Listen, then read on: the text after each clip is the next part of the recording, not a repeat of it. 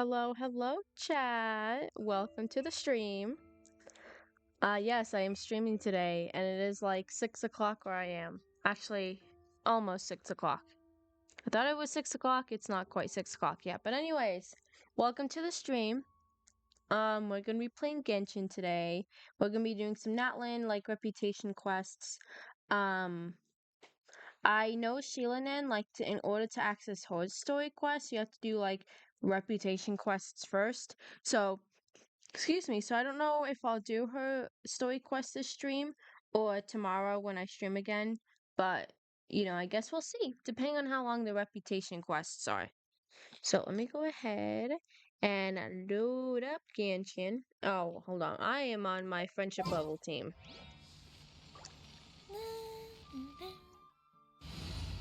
La-di-da-di-da. There we go. Okay.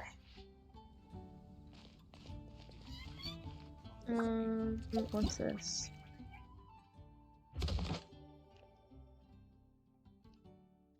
Oh my god, it's Bro. Oh my god, it's him. Oh my god, I love Bro. Hold on, I have to go see Bro real quick. I can't remember his name, but he's a cool character.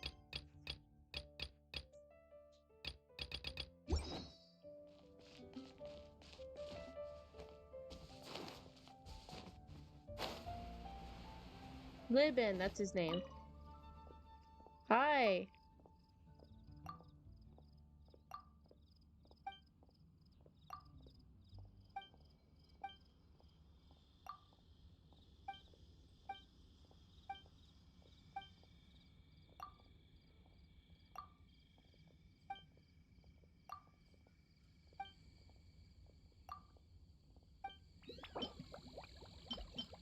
Ugh. Oh god, I'll do that after. That's what I'll make tonight. Ew, not Donna. Ew.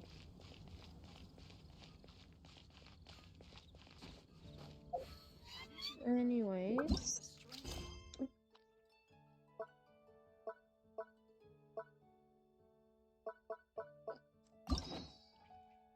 My neck hurts.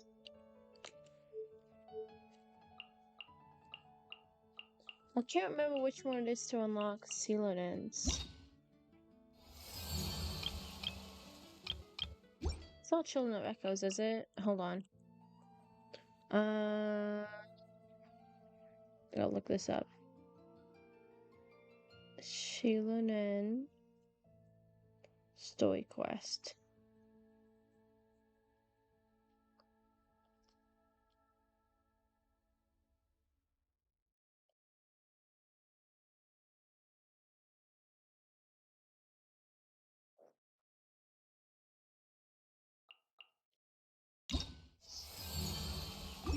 Okay, it is this one. Okay, got it.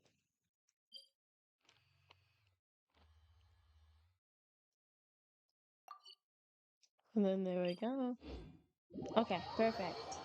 I don't know if these are voiced though, so I guess we'll see. If they're not, then I guess we're just gonna do it and just go. Ah, jeez.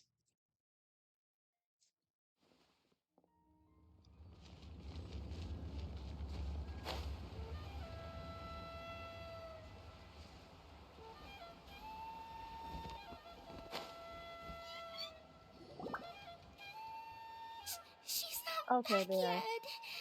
Oh, I hope nothing bad happened to Master Cheffin.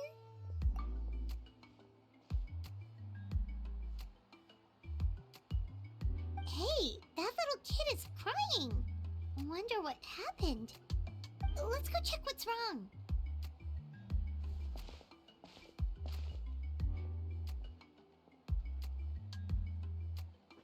Hello, is something the matter? Master Cheffin, she went to gather volcanic crystals, but she's still not back yet. I told the guards, but they said they don't have people to spare. Plus, that area's super dangerous, with tons of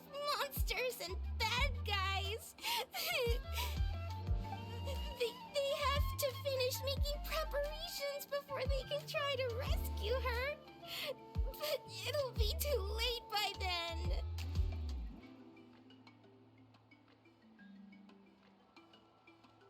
Don't worry, we'll look for her. Guess it's time for heroics. So, you'll help? Great! I'll just make a quick sketch to show you where the guards went earlier.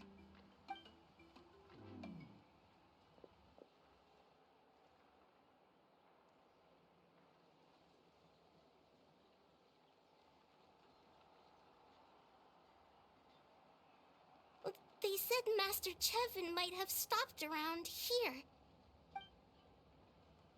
She might have been forced to go near the shadow pen. If that's the case, then... Oh.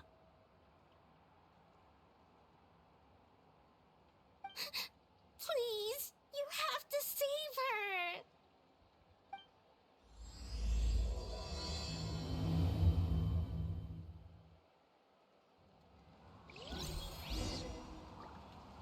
Okay, well, that's a way to start the quest. Okay, so that means that we have to go and rescue this person.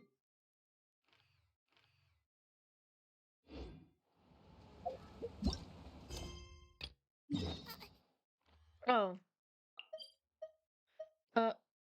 Apparently I've not unlocked that waypoint yet. Okay. That's weird.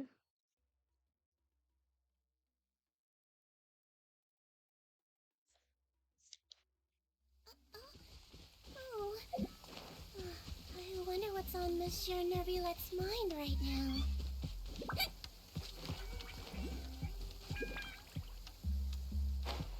I thought I hit this waypoint. I'm just not.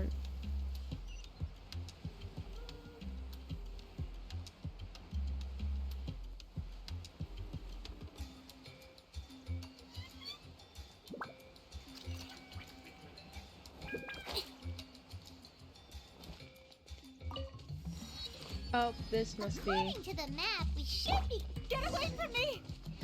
Look, over there! That Master Chevin? Transfixed! Let's see! Where did you come from? So strong! Let's get out of here, boys! Run! Leave the stuff if you want to live! Drop off! They're always easy. Ooh. Well, they didn't put up much of a fight. Guess they knew what they were up against. Our reputation has its perks. Thank you so much. I thought I wasn't gonna make it down this mountain alive. Saved by the Traveler. Guess my luck's not too bad today. Sorry. Let me introduce myself. I'm Chevin, a gem artisan. I'm not usually this lucky, but maybe things are looking up. Amex sent us to help. She did, huh? I didn't mean to make her worry. I wasn't planning to be gone longer than 2 days, tops. But then, I discovered a new seam of volcanic crystal near the shadow pin. It's a large deposit, and the purity is exceptional.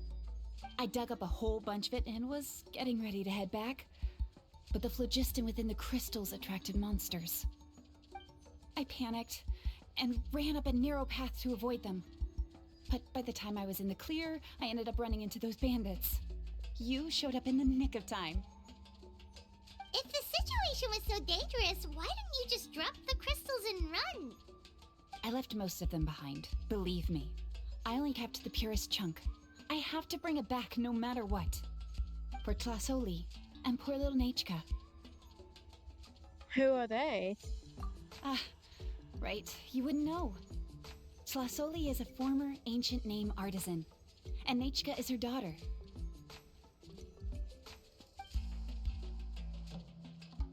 So she crafts ancient names? Sheilanin's in that line of business too. That's right. Or, well, she used to. Now she just handles regular forging commissions.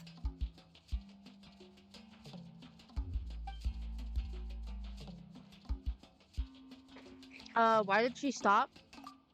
Because of her daughter. Poor Nachka contracted an awful illness, and Tlasoli put everything aside to take care of her.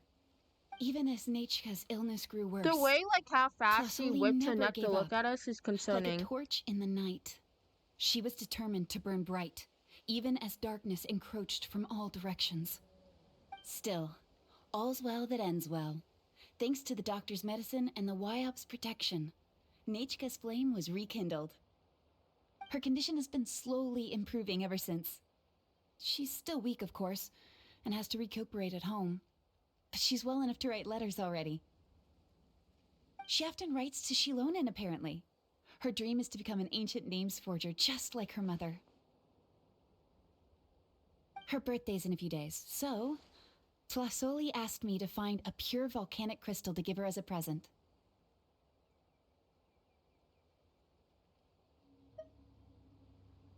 Yeah, talk about an important chunk of ore! What a nice gift! Paimon hopes it helps her feel better. I'm sure she and her mother appreciate your well wishes. All right, let's head back. I'm sure Imish is worried sick. Actually, why don't you come with me to visit Plasoli tomorrow? It's all thanks to you that I managed to bring back the crystal. You deserve a reward for helping us protect something so significant. I just hope it makes Nechka happy. Is it an ancient name? That's Okay, I'm right. just gonna A say good happy. mood makes for a quick recovery. And of course, we wouldn't say no to a little gift. Don't worry, something tells me you'll like this one. But I'll let Plasoli tell you what it is herself.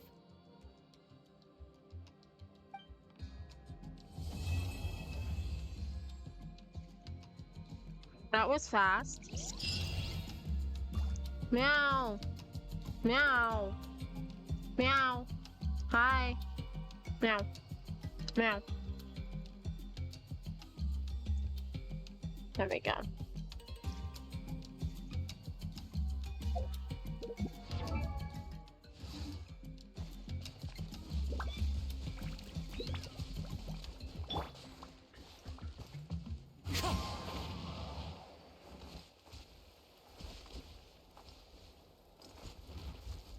One with nature.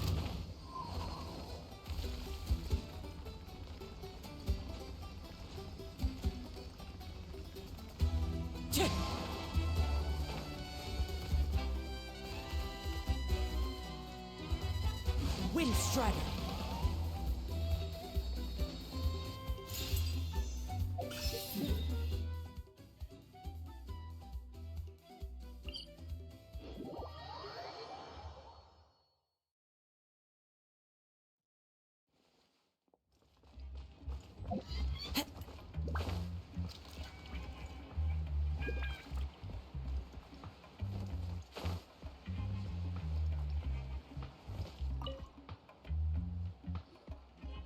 Oh, you're early.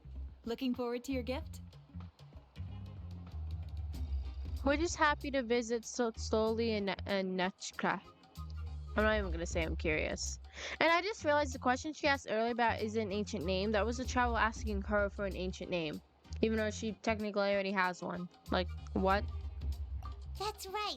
Nechka's been so sick, and Plasoli had to give up what she loves. Things might get better, but they could probably still use some cheering up. I've already asked someone to swing by and let Plasoli know we're coming. She's probably made all the necessary preparations. Let's go then. Do you mind watching the story, Mish? I'll be right back.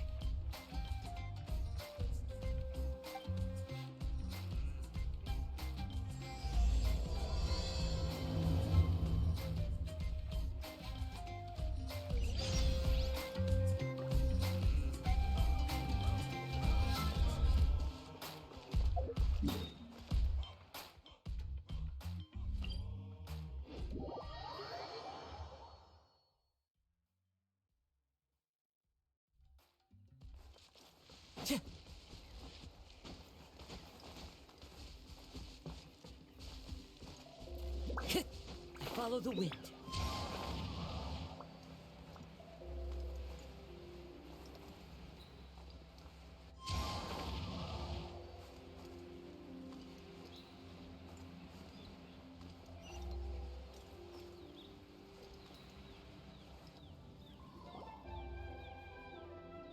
Here we are.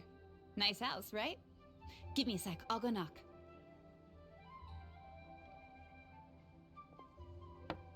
Flasoli, open up! They're here! Flasoli? Are you home? Open the door! That's strange. Huh, the door's locked. But she shouldn't be out at this time of day. Hey, Nechka! Nechka! It's me, Chevin! Open up, please! Still, I told Flasoli we were coming. Maybe she had to take Nechka out to get some medicine.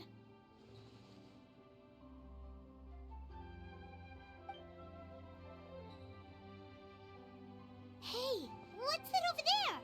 Looks like a Tapetlosaur nest.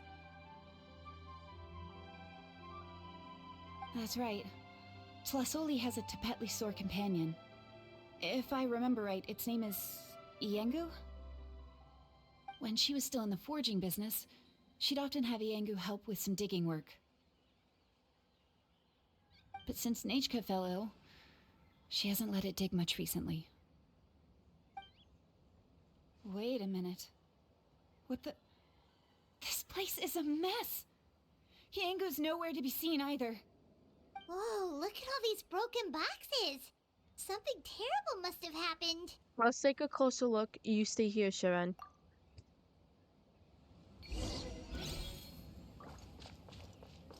The tracks ended this cliff.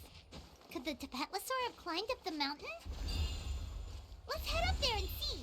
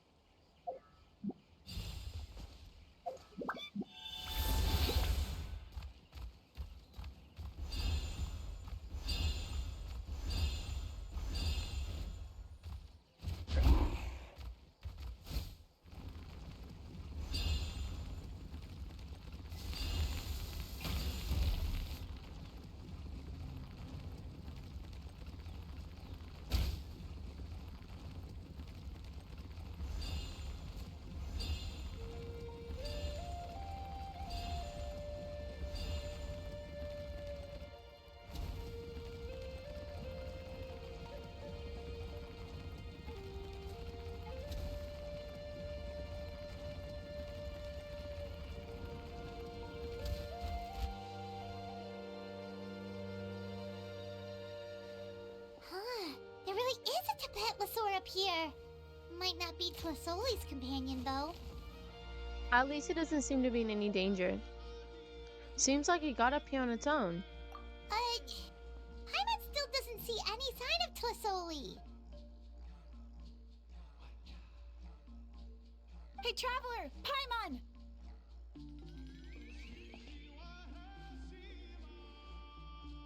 That's Chevin's voice. Looks like there's someone next to her. Come down, quick! Flasoli's here! Oh, has ears. Okay. Huh? We just got up here and Tlasoli's back already? What a coincidence. Either way, let's get down there. Why is the Tapetlosaur coming along? Whoa, hey, don't run, you'll hit us!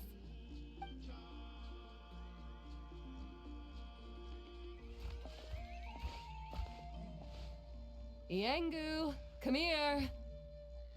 Are you being naughty again? Oh, that's a good saurian. Oh, you must be hungry.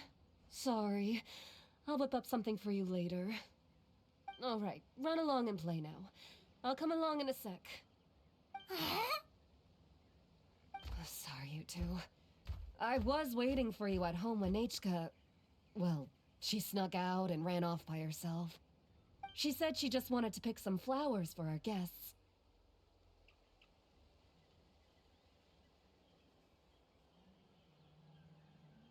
But she ended up getting lost along the way.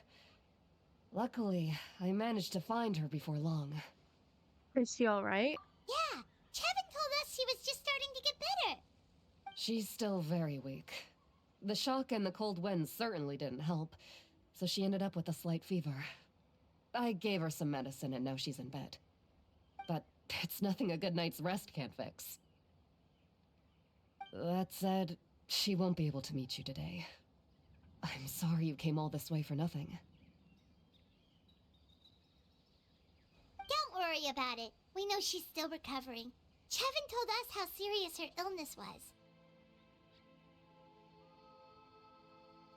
Her health definitely comes first. We were just dropping by to check on her. Is she all better now? Sounds like she's doing well enough to run off on her own, too. Yes, and to run away from eating her vegetables. She's a fast one, that's for sure.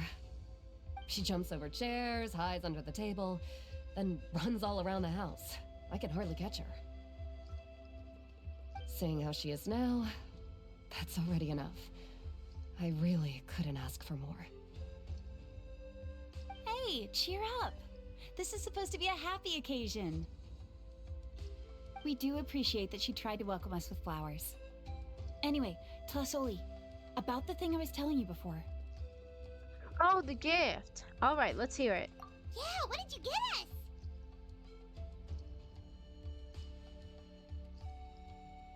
Well, it's a Blaze Gem inscription. I made it from the purest ore, so it's almost completely resistant to erosion. The techniques used to make it are all rooted in ancient name forging. So, it's like a simplified version of an ancient name? Don't say that or the Wyab might smite me. The process just uses a few of the same techniques and materials. When I first made one, I didn't think it could serve any practical purpose, apart from the erosion resistance and the general aesthetic. But then Chevin suggested using the crystals to make a special kind of ornament. Blaze gem inscriptions made by an ancient name artisan, engraved with words that never fade. Quite the sales pitch, don't you think? Wow, that description really does make it seem special. You got a good eye for business. No wonder you own your own store. Tlasoli's Blaze Gem inscriptions really are special, though. Word of mouth isn't always reliable. As information gets passed along, it becomes incomplete, forgotten, and sometimes even distorted. But the words inscribed on these crystals will stand the test of time. The inscription will never deteriorate, and the meaning will never get twisted. It's the perfect gift for a dear friend or significant other. You could even pass it down to younger generations. You really pushing the sales pitch. You're very persuasive. Paimon's interested! Let's buy one, Traveler! We can engrave our names onto it! Then, once we find your brother, we can get him to add his name as well! That way, our names will be together forever! Dang, that hits a little hard, bro. I keep on forgetting she's always looking for her brother. Looks like Paimon's already been hooked. That sounds a little too precious. You deserve it. You saved me. And Nechka's birthday present. It's the least I can do to repay you. Chevin, I thought I told you. Don't you start acting shy too, Tlasoli. It's a great gift. I know how much work goes into one of your Blaze Gem inscriptions. Well then, thank you both. I'll have it ready as soon as possible. Then, I'll have you do the inscription yourself. Nechka should be well by then. She'll be very excited to meet you.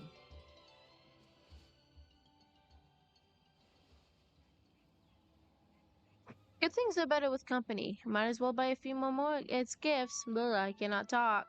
Whoa, let's not get ahead of ourselves.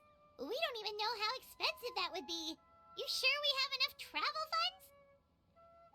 Hold on, this isn't part of some scheme to make us spend all of our mora, right? Chevin? You never know. You do look like you have some savings to spare. No, don't listen to that, Traveler. You'll end up losing all your mora. In any case, it's up to you. Oh no, it's the Tapatlasaur again! Quick, someone stop it! Paimon doesn't want to get run over again! Whoa, there. Also, if you don't mind, Tlasoli, I'd like you to help me repair my blaze gem inscription. I dropped it when I was attacked earlier. The rope and clasp both snapped, so I haven't been wearing it. I tried fixing it myself, but I just couldn't get it to stay. Could you help? Just leave it to me. I'll make it as good as new. Thank you, Chevin, for going all that way and... It was nothing. We all just want Nachka to get better. You're right. Miangu, behave yourself. I'll feed you in just a second. I'll have Chevin contact you once everything's ready, Traveler. Maybe we'll even line it up with Nachka's birthday. We can even have a little party. Oh, that sounds great! We'll look forward to all the good food, and we'll make sure we're ready to eat. Anyway, see you around, Tlasoli! See you. I hope Nechka gets better soon. Look after yourselves. Nachka is going to be so happy to meet you.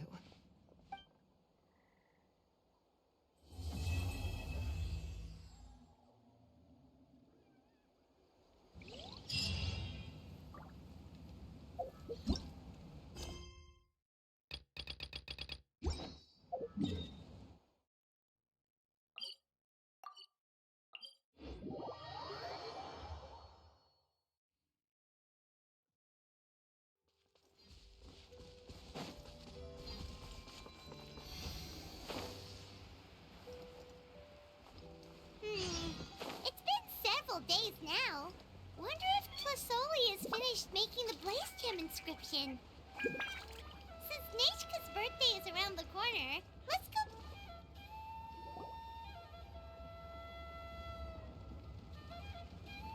Shilonin, good thing you're here. I'm wondering if I can...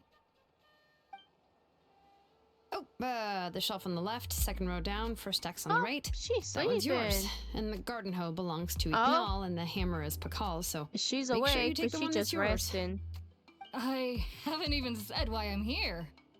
But, looks like you're about to head out for a break. Yes, but I am going to take it right here. The temperature is just perfect today. Really? But doesn't it feel a lot hotter than usual? I really don't want to stay out in this heat. Exactly. In hot weather like this, customers don't tend to stick around and talk when they're coming to place orders or pick up the goods. I see. Oh, here comes another customer. I'll just leave you to it then, and pick up my axe. Sure, sounds good to me. Hey, Shilonin! Oh, Traveler, Paimon! We meet again. Oh, you two seem to be in good spirits. What's Paimon doing? How's your Pilgrim's Chronicle been? Run into any issues? No, everything is fine. Oh, good. It was also my first time receiving a Pilgrim's Chronicle. Even though I've already turned it over to you, there are still a lot of things that could go wrong, so I wasn't sure if there'd be any issues. Huh? So, what are the chances that something might still go wrong? Well, less than the chances of Mualani accidentally falling off a spiritway, I'd say. Oh, well, that definitely would never happen. I found the axe, Shilonin. Thanks a lot.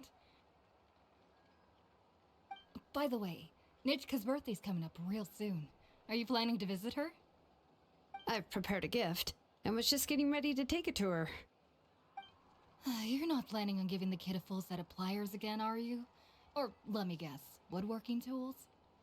You'd give those kind of things as birthday gifts? Yeah, that's right. Flowers will wither and toys will break, and snacks are quickly forgotten once they're eaten. But a set of durable work tools will always stay with you and get you through many sticky situations. Well, still, I won't be giving Nichka any tools this year. She wrote me a letter saying that she'd like a copy of To Kill the Brave. The book is not what you call a bestseller, but So, luckily, I do have a they few really copies in my just collection. call it? They were really old editions that were published a long time ago, but they should still be readable. Do they just call it tequila because like tequila? And I know tequila is a very popular like Mexican drink, and part of Natlan's based off Mexico. I don't know if that's racist or not, but I references, I guess. No. Children her age love fairy tales. The last time I was at Tasoli's, I even brought Nachka. Wait. What did I bring her again? It must have been her favorite thing, but, why can't I remember it anymore? Oh, it is quite hot today. Seems you're about to pass out from the heat. Do you even remember your own name? My memory can't be this bad. It's just these last few days. I've been forgetting things for some odd reason. Well, in that case, why don't you use the Blaze Gem inscription you have as a memo to engrave some important things to remember? After all, that inscription will never wear out, and it's easy to carry. I'd say that's quite a fitting use for it. You do have a point, but my inscription is almost already full. Your name is that long? Do you include all your relatives' names too? No. I engraved some wishes on my Blaze Gem Oh. inscription. You know, just some dreams that I have for the future and things I'd like to accomplish one day. Even though Tasoli has said that from an aesthetic point of view, it would be best for people to keep their inscription short, this Blaze Gem inscription was still made by a name engraver, the forger of ancient names themselves. Everyone thinks that the inscription she made might have some wondrous powers. So, many people who bought Blaze Gem inscriptions engraved their wishes and dreams on them, in hopes that they would come true. Sounds kinda like a wish granter. But if you do that, won't everyone be able to see your wishes and dreams? I was just wondering the same thing. Like, yeah, that could be a little bit embarrassing. Don't worry. We usually ask Tasoli to add the inscriptions for us. She has a unique method of engraving. With her method, the light must be at a certain angle in order to see the text. Without the right angle of lighting, the Blaze Gem inscription will just look like a pretty stone. That's true. In the end, a Blaze Gem inscription is essentially just a piece of rock. It doesn't have the power to grant people's wishes. Making wishes to it is like shouting into an echoing valley. The only one who will answer is yourself. But using it as a journal for your wishes is also fine. Carrying them with you and taking a look from time to time can be a good source of encouragement. Well, as long as you don't suddenly change your mind and want to take your wishes back, that is. These things are extremely durable. It would take a lot of effort to change the words. And I don't think anyone would willingly part with it either. They're not cheap and very hard to get. If you ever lost it, you'd just be filled with regret. Still, it's really strange. Given Auntie's skill, how could it take so long for her to make one? Oh, well, I hope someone didn't give her an idea of making fewer and selling for more. I don't know, just a person I know, just a person who would do that. It sounds like one of Shifan's schemes. It's true. Chevin would totally have put that in her ear. Still, I don't think it's such a bad thing for Tasoli to make some money by selling these. At least she and little Nachka are better off now, and won't have to worry about the cost of treating her illness anymore. I was really worried about their family at first, and was even planning to send them some...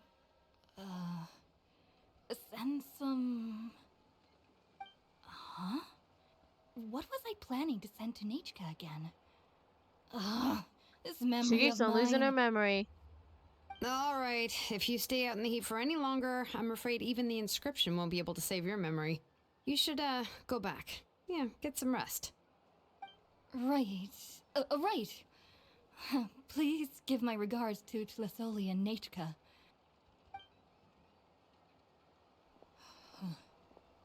What's going on? Maybe I should go talk to Lee to get some medicine. So you'll be going to Nechka's birthday party too, Shilonen? Oh, perfect! Then let's go together!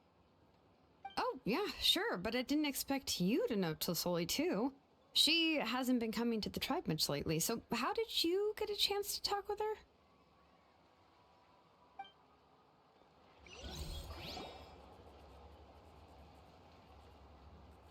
You explain your encounter with her. Oh, so that's how you met her. She even wants to use volcanic crystal as a forging material. Guess she's really pulling out all the stops for her daughter. We also wanted to get a gift for Nechka, but we have no idea what she might like. Then let's just go and ask. Come on, I want to give her the book anyway. Huh? Wait a second, aren't birthday gifts supposed to be a surprise?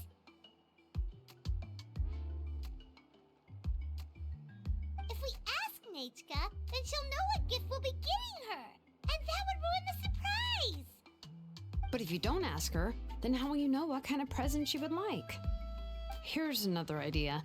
Perhaps you can also give her a storybook based on what she wrote in her letter. That might be a good option.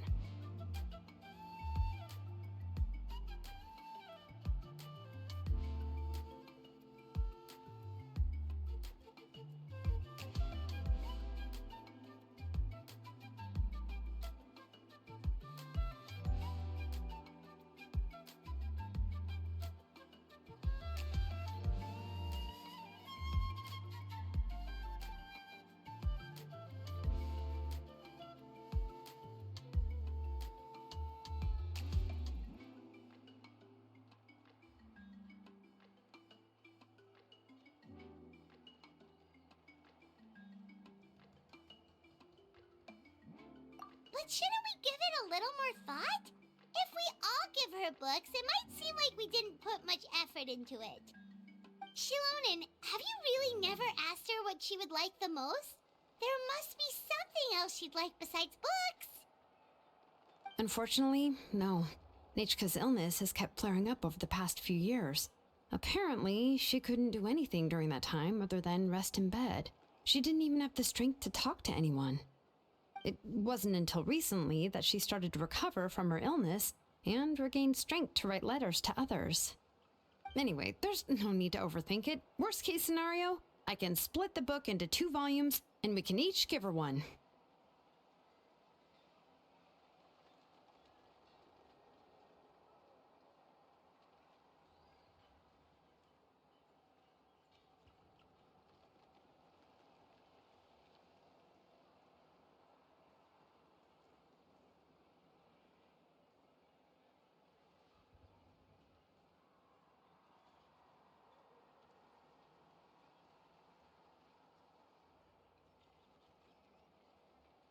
No, that's terrible! That would really look like we didn't try. Let's just go ask Nechka. Even though it would ruin the surprise, we could at least get her something that would make her happy. Anyway, could you tell us a bit more about the book that you're getting her?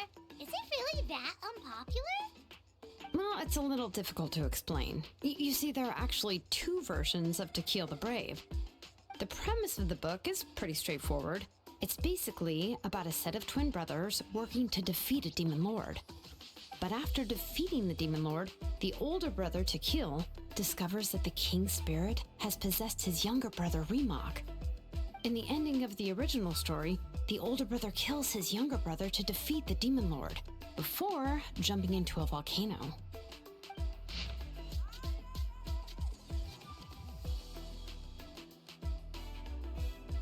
Ah, yes, reading time.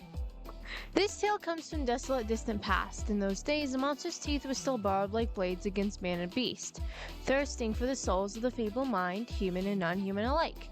People knew that the god of the mountains loved them not and was to be given a whole birth, a wide berth. Yet they were forced to seek shelter in caverns from the storm screaming through the wilds, all to pass one long night after the next. But these caverns, like the mountains, extracted payment from those vagrants. Countless were the tribes who lost kin to the waves through which they stumbled blind. Vibrant Tequila and his kind-hearted brother Ramak were born to to one such tribe.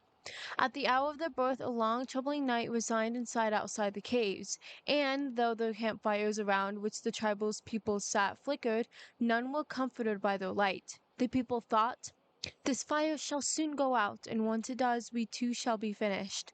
How long will this night last? I'm cold and hungry too. Let's hurry things up then. Quickly, let me walk into the night. Better than this torment. Oh, you poor children, you poor, poor children." Yet Dakil and Ramak did not announce themselves with sorrowful cries as other children did. Instead, Dakil stared into the cavern depths. The minions of the cavern did their best to frighten him, but his gaze swept over them, keen as a sharp stone spur. He has seen us, our sharp claws and long teeth, but he is still not afraid. The wicked creatures whispered among themselves anxiously, and involuntarily retracted said appendages. Remark, for his part, waved his hands and laughed, and his laughter was like pebbles tumbling in a stream, drawing the eyes of all distressed tribes people to his face. Only then did they notice that the flame wavered, and it had never ceased to burn, and with another wave of his hands, Remark patted the firewood next to him. Feed the flame, the elderly chief, thus reminded by the newborn boy, shouted his words aloud, repelling the fear that has been about to swallow the tribe whole. People stood, fueled by the fire, as they drew the obsidian blades, casting their eyes into the cavern's depths just as Tequil had. The beasts of the cavern were filled with rage and hate, but they knew that these people would not loosen their grip on their weapons, nor would their eyes be shut. The terror had already fled, and so death was forced to retreat. Only when then did the sun rose again, and the brother closed their eyes, falling asleep in their mother's bosom, the mother's boobs. Thus did the tribespeople depart the cave, having lived another day. These people who had rejected fear would live countless days more. Yet the defeat of our evil underlings caught the eye of their master, Kotlich.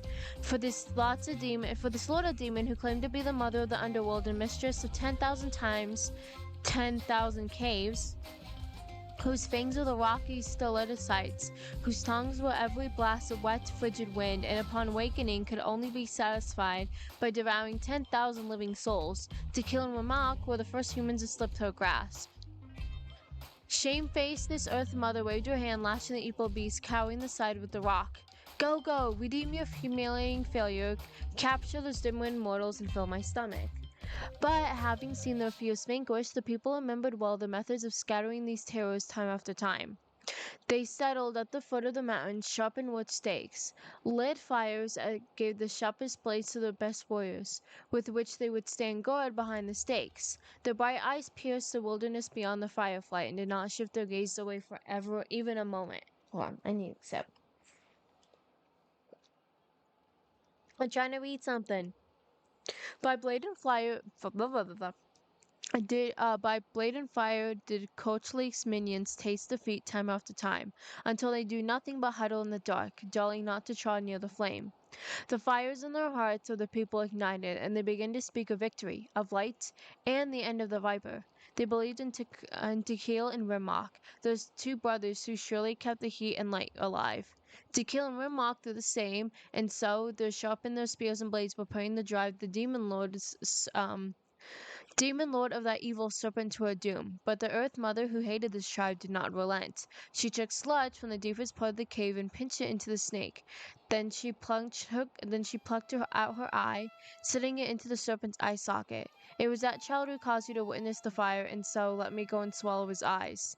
One evening, when the sun had just set, night veil was slowly covering the night sky, and I cannot talk, and the stars had yet to begin granting the light. The serpent bit and slew the rabbit beyond the tribe's bounds, and burrowed it into its skin, lying flat on the ground. Remark, returning from gathering herbs, came upon this rabbit, and seeing its wound, the kind child put his torch down without hesitation. In reaching for his herbs, he chewed on them, preparing to apply it to the rabbit. But the snake, speaking for the Earth's Mother, leaped from the wound, hissing laughter. Ha ha ha! Ignorant, foolish human, sacrificing yourself for a lowly rabbit. Before Ramak could retrieve his torch, the Earth's Mother serpent latched his fangs first into his neck, then, burrowing into his body, captured his soul, his heart, and soul both. The defenseless sentries were the next to be murdered by the Earth Mother, for they greeted Ramak just as they always did when he returned from gathering herbs, only to be pierced through the heart by the serpent, dying on the spot. The entire tribe's fires were put out, and amidst the shrouded darkness, death and terror were resurgent. The Earth Mother spat the snake out, and through poisoned fangs she cried out, "Behold, behold, you arrogant fools, and kneel as you should in the dust." But at the sound of the rock being struck, cut her off, with Tequil, who had been sharpening his obsidian blade, used it to create sparks that set his tent alight. Hello. I'm thirsty, kitty. Meow to you too. He raised his blade and charged forward, letting fly his blade at the Earth's Mother's messenger. The blazing edge cleaved the poisoned serpent molded from soil with ease, but as the keel was about to follow through, he saw his brother's eyes and blood staining his brother's hands. That instant was all the time the winged viper needed to escape. Yet, nigh fully charred, it was still, and the Earth's Mother eyes reduced almost to ashes. This tribe was destroyed, and never again was there a chance it would dare defy her. Thus did the Earth Mother confront herself as she retreated into the darkness. How Tequila wished to call out Ramak's name, but the burning dust caught his throat, and so he could only watch as his brother vanished into the night. When the night as last passed, Tequil, who stood amidst from the moons, knew that the surviving tribespeople could no longer stay. Burying his confusion and pain deep in his heart, he led them on a new journey.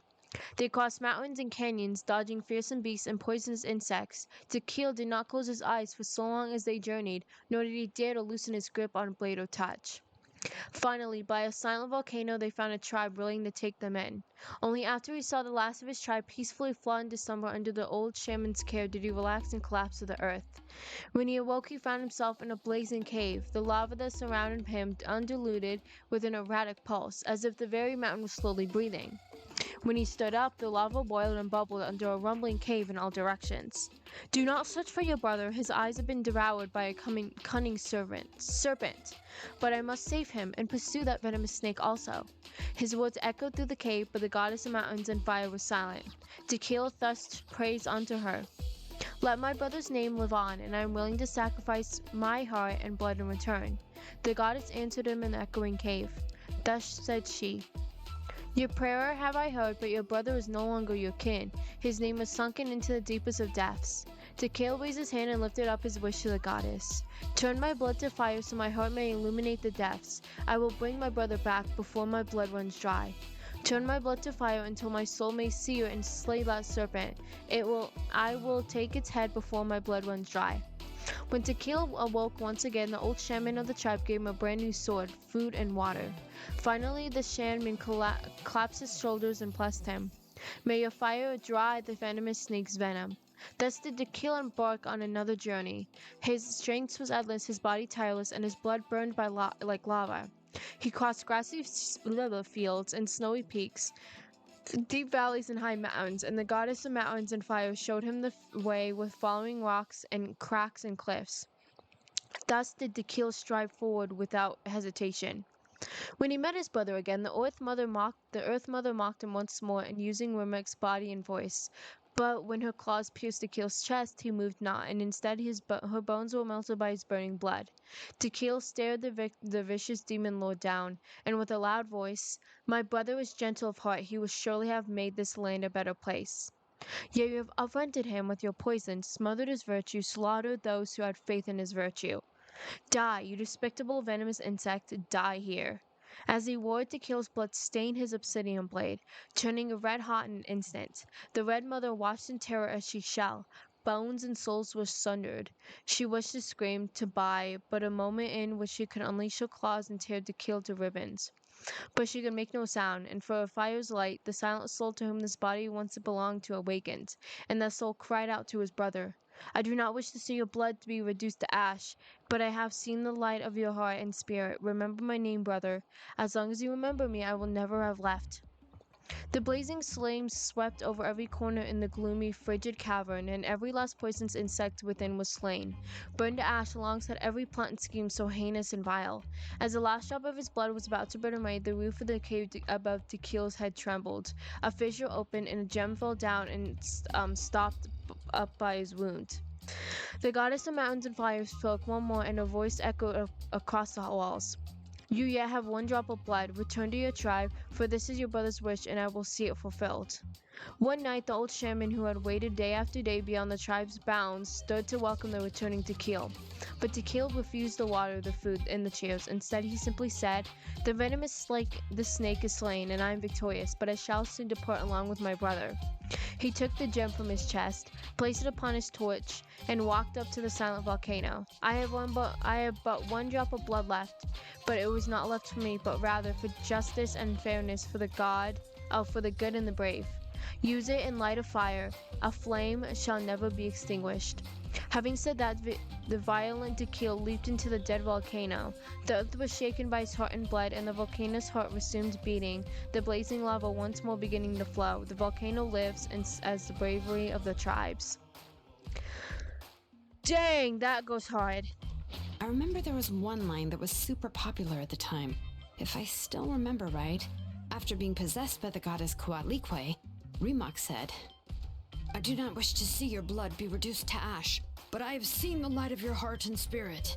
Remember my name, brother. As long as you remember me, I will never have left. So, what about the other version of the story? The other version was released only recently. The author heard a suggestion from someone and suddenly decided to try and make a stake in the fairy tale market, so the story was revised. In the revised version, the brothers killed the demon lord together and both survived. According to the author, this gave the story a happy ever after kind of ending. However, the revised version was not well received. After a month on the market, it had hardly sold any copies, and the books were collecting dust on the store shelves. The store owners desperately tried to get rid of the book, and have resorted to all sorts of promotions and discounts to sell it. Even now, the only edition of To Kill the Brave you can find in the market is the newer one, whereas the older edition is nearly impossible to find.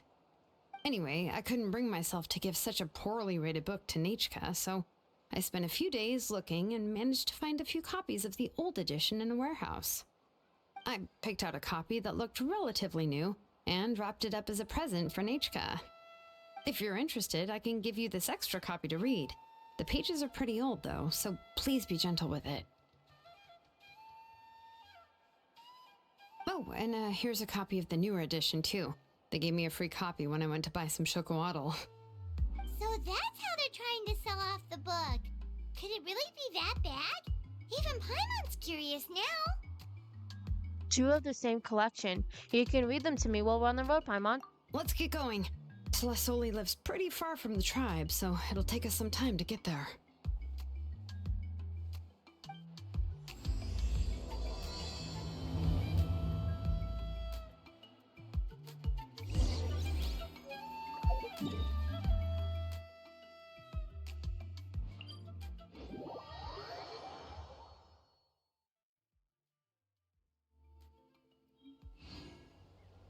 Time to go.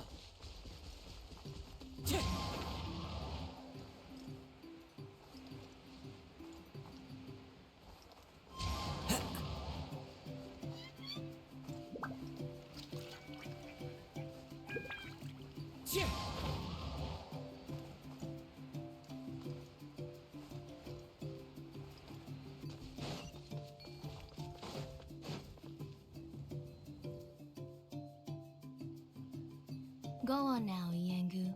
Nachka is still resting. Hey, Twasoli, we're here!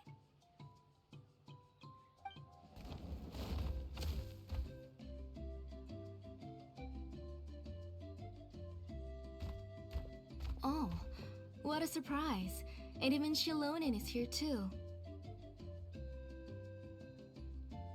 Oh, it's been a while since I've seen you, Auntie. I received Nachka's letter. She wanted a copy of To Kill the Brave, right?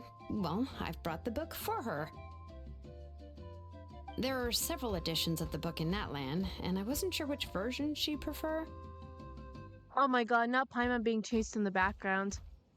I asked a messenger from the Scions of the Canopy. It seems this softcover edition is one of the most popular options, so I brought it for Nachka. You haven't changed a bit, Shilonin. Let's go inside. I was just boiling some chocolatl, so you can all try some. Shilonen used to love drinking chocolatl. When she was little, she would always have several cups every time she came to visit me. You were already a big girl by the time I finally had my Nechka. Alright, for now let's... Oh, Oh, Auntie, let's go inside. Traveler, please help me get her into the house.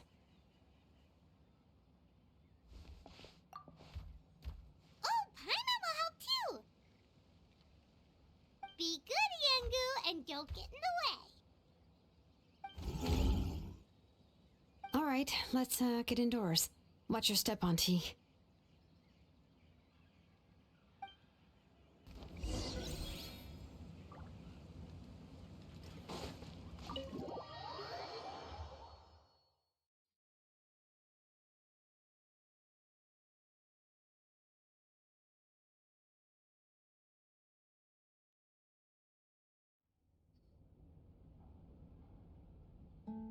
sorry.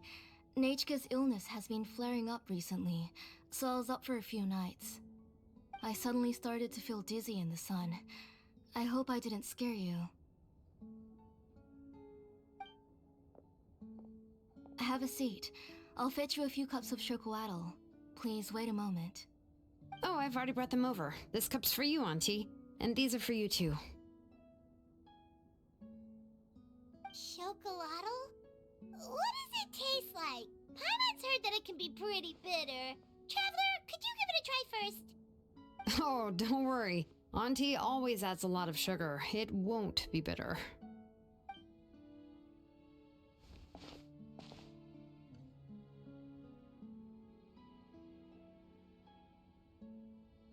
The last time you came to visit, you were still just a kid. But now you're a pillar of the Children of Echoes. No, of all Natlan even. Oh, well, it's all thanks to the drinks I had here and the books I happened to read. You've done quite some time. Lilo, you've been close for I cannot talk. Oh my god. You've been close for quite some time then. We heard that you two are from the same tribe, but Paimon had no idea you were so close. When I was little, my parents were always talking about how skilled Auntie was at forging ancient names and how she was a good role model for the rest of us. The moment I became idle at home, they would toss me into Auntie's workshop to watch and learn. Then I would have your parents go back, boil you a pot of chocolatl, and let you play in the house. Yeah, and then I would drink and listen to you banging away with your tools in the workshop. But eventually, she moved out of the tribe to find some more space, and I didn't have the chance to visit again after that. But why did you seem so familiar with the place when you went to the kitchen for the drinks just now? Because the layout of this place is identical to her old house. Let me see. Yeah, that should be Nechka's bedroom then. That's right. I remember you used to hunker down in the room to read and draw. But you're all grown up now. Even if you wanted to live here, I'm afraid you've already outgrown Nechka's bed. You two seem like family. Shilonen seems like an older sister to Nechka. That's how Nechka sees Shilonen too. Whenever she's feeling better, she always asks me when her pen pal sister will be coming to visit. Well, yeah, I'm here now, and even brought a gift as an apology. I'll leave the book here. You said Nechka asked you for the book? I hope it wasn't too much trouble to get. Really, I'm surprised that she even asked you for a present. When she's at home, she'd even ask me for permission to eat some snacks. Maybe I've been too strict with her. She's obviously starting to like her big sister more than her own mother. Oh, really? Well, I'd say I really haven't done enough to deserve the title of Big Sister. Yeah, I wasn't able to help her when she was sick, and I didn't even come and visit her that many times. Well, the only thing I have been able to do is to help her find some books. Don't be too hard on yourself, Shilonen. You have great responsibilities as the name engraver of the tribe. We both know you are far too busy to take care of her. The responsibilities on your shoulders also became far heavier when I gave up on my work. You just had more important things to tend to, Auntie. No one in the tribe blames you. We all know that Nachka needs her mother's care. But that doesn't change the fact that I gave up on my work. And even now, I still have not found the courage to pick up my hammer again. I'm sorry to leave you to shoulder all the responsibilities alone, Shilonin. Oh. Ooh, why so somber all of a sudden? Don't be so sad, everyone. Hasn't Nachka gotten better lately? Oh, relax, Auntie. I can handle the work. But once Nachka is back on her feet, you should get back to work and let me have a vacation. You'll be the one who's busy then, and I'll be sitting at the side drinking chocolatl and cheering you on. If that day really comes, you can have as much chocolatl as you like.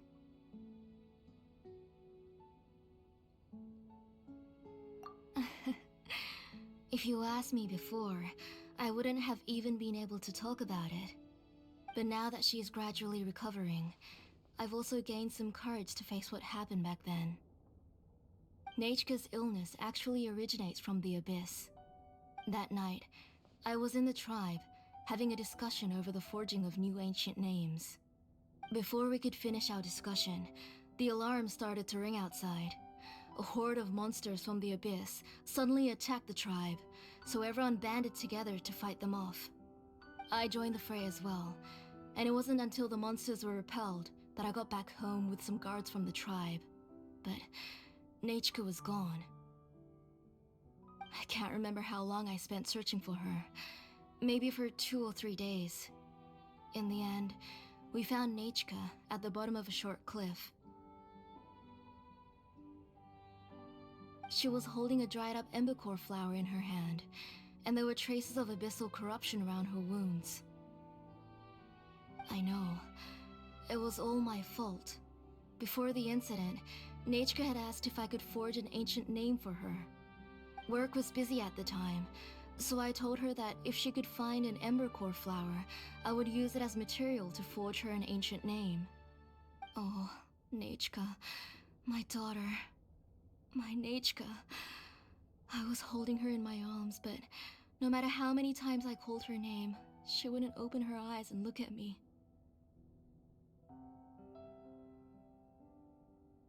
I was the one who decided to move my workshop to the outskirts of our tribe for work, and I was the one who left her home alone. Oh, my daughter. My Nachka.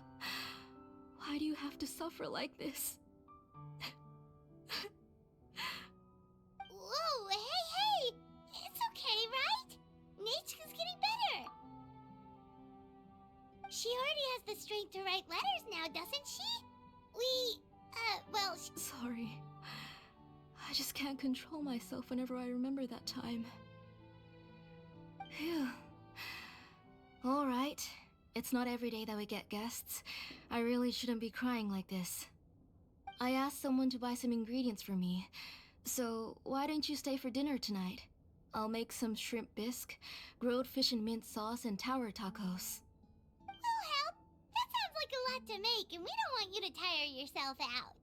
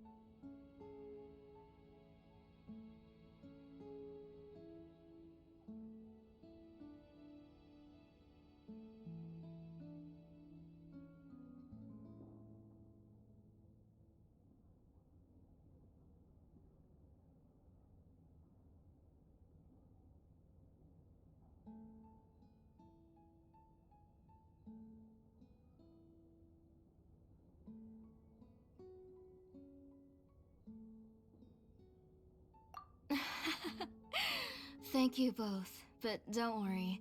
It's just a few dishes. I'll be fine.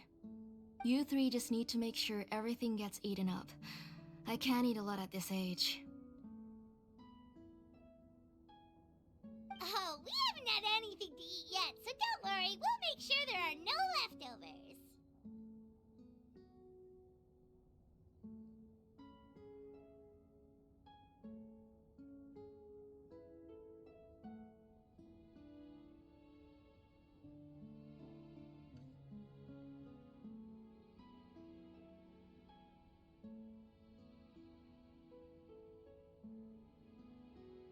Ah, it just occurred to me that Shilonen likes to eat cheesy crab hot pot. Why don't I make that instead of the grilled fish and mint sauce? I remember you don't like picking out fish bones. Nah, both are fine with me. I've learned to just chew up the fish bones now. Oh, come on now. If you don't want to pick out the bones, I can just take them out for you. Anyway, for dessert, would you like a cup of grain fruit or chocolate? Cup of grapefruit!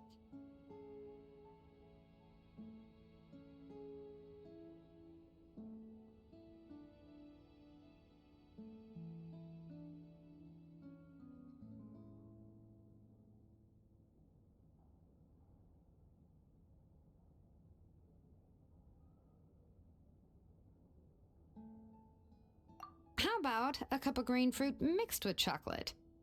Okay, got it. I'll go start cooking, but could you do me a favor in the meantime? I ordered a bunch of ingredients, and they should be here any minute now. Would you go check by the door and see if they were already here? If so, please bring them in. Come on, Shilonen. Stop lying around. You shouldn't nap before dinner. It'll ruin your appetite. Hey, I'm not a kid anymore, you know. You don't have to worry about my appetite. That's beside the point. If you don't watch out for your health while you're still young, then when you get older, you'll... All right. I'm getting up.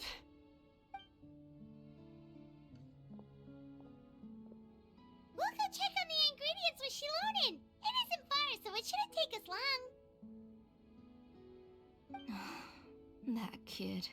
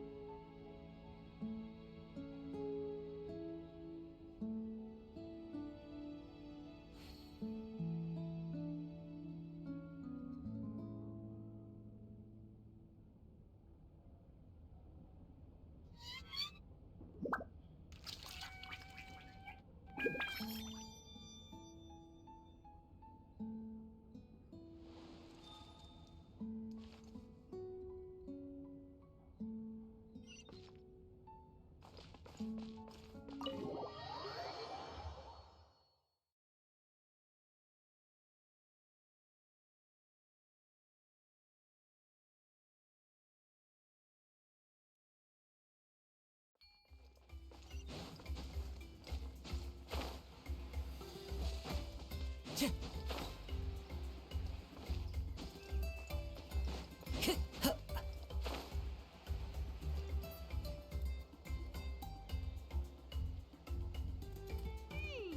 one's come to deliver the ingredients yet. Paimon thought we'd see someone come flying down on a Yunkasaur as soon as we came out. A messenger from the Scions of the Canopy wouldn't be flying here. They usually come climbing down the cliffs nearby. No need to look. There isn't anyone on the cliffs.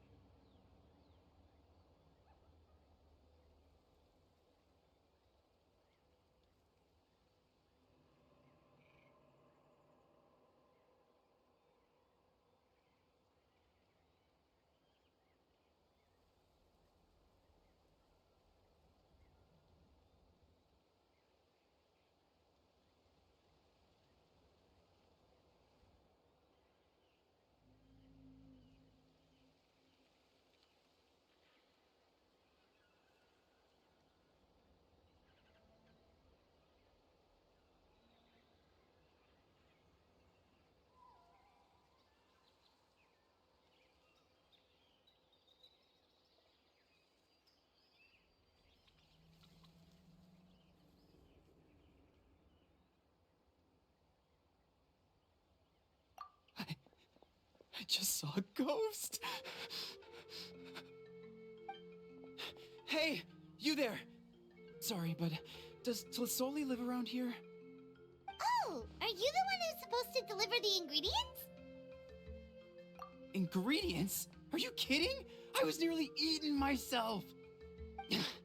Never mind that now. Those monsters are still hot on my heels. Please, you've got to help me. Shilonin, where'd she go? Whoa, she's already gone up to fight the monsters? Let's go help her out!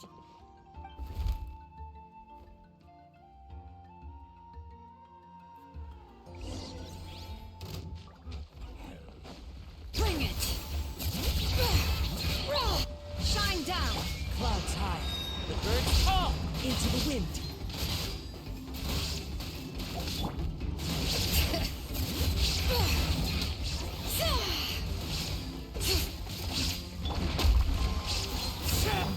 Inazuma shines eternal! There is no escape! Ha! Laid bare. Alright, that should be it for the monsters. Yeah, it was easier than I thought. Yeah, she Oh, straight up just it walked also up to seems them and we're in had good no luck. hesitation The to goods fight weren't them. damaged either. Strange, we didn't see any monsters on the way here.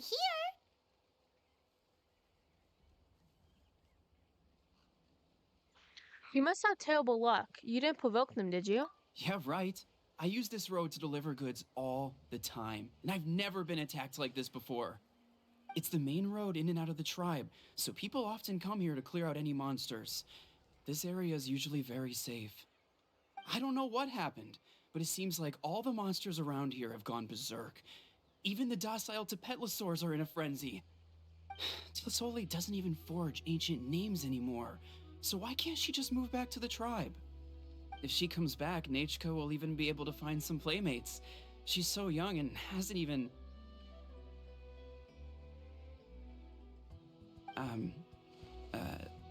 Nachika's playmates.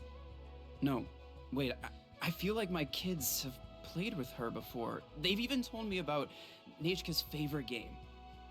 If I remember right, it was... strange. I always remembered it before. How could I forget all of a sudden? Look at that! He has a Blaze Gem inscription too! Yeah, so luck shouldn't be the problem. Seems there's quite a market for those inscriptions. Yeah, they're the ones that the one chick's making. She's making everyone, like, forget people. You should go back to the tribe. It seems like you had quite the scare today. We'll take the ingredients back for you.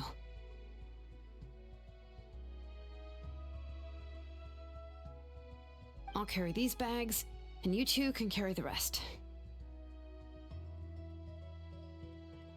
Sure thing. Paimon can help too. Huh? Oh, sure. Paimon can take care of these grapefruit that fell out of the bag. If you say so. Thank you so much. I guess today's just a really bad day for me to go outside. That's so weird. Why is everyone we run into today having trouble remembering stuff? And they're carrying the Blaze Gem inscriptions. Paimon's not sure how to say it, but she's got a strange feeling about this. Like it's all somehow related. Once you live long enough, you'll eventually start experiencing strange days like this. Let's bring the ingredients back. Otherwise, we won't have anything to eat tonight.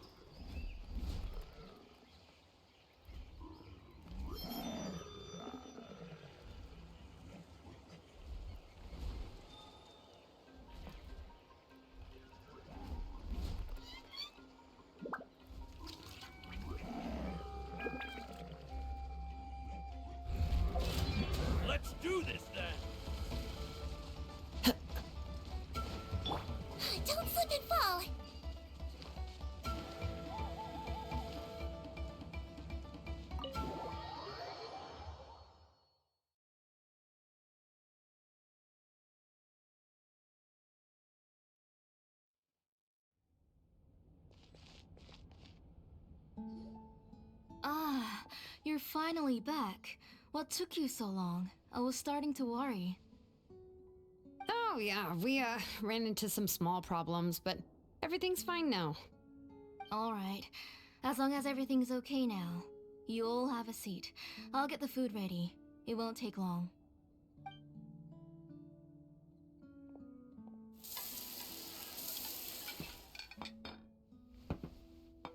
Whoa, there's so much tasty food! You're They always amazing, make the food in Tosoli! video games look so good. They were all pretty simple dishes to make.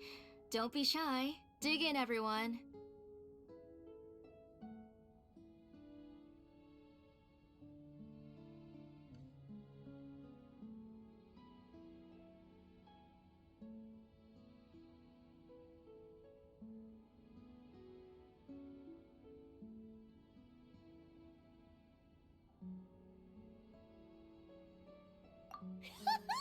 Paimon will help herself. Paimon will have some of this, and this. Oh, and this! Ooh, yeah. Can I get another serving, please? You're done already? Do you even chew when you're eating? Of course! Didn't I say that I'd chew up the fish bones? I'll have just one more fish and leave the rest for Nachka. It's okay. Just go ahead and eat all you'd like. Nachka can't eat these dishes anyway. Her body is too weak to digest these kinds of things. I'll just make some broth for her. Oh no, but Paimon thought she'd already recovered from her illness. Injuries caused by the abyss cannot be undone. The doctor said the fact that she's stable is already quite a miracle. But it's okay. Nachka can talk to me now and can even hold my hand. That's more than I could ask for. Even if she will never again know that I am her mother. What do you mean? The doctor said the abyss has had an irreversible effect on Nachka's soul. She's lost all her memories from before she was injured. The doctor also said this sort of memory loss isn't like simply forgetting something. Rather, she can no longer remember anything from before that fateful day. Huh? But how does that happen?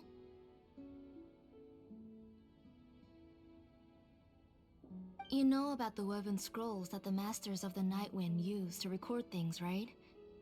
Well, generally speaking, forgetting things is like when the woven scrolls would gradually start to fade. As long as you repaint and weave the threads again, the faded memories will come back to life. But the case of Nachka's memory loss is as if her woven scroll had been cut in two, and the portion of the past was burnt to ashes. The books she loved to read, the flowers she took joy to grow, and the time she spent in this house were all cut off by the abyss, and can never be retrieved again.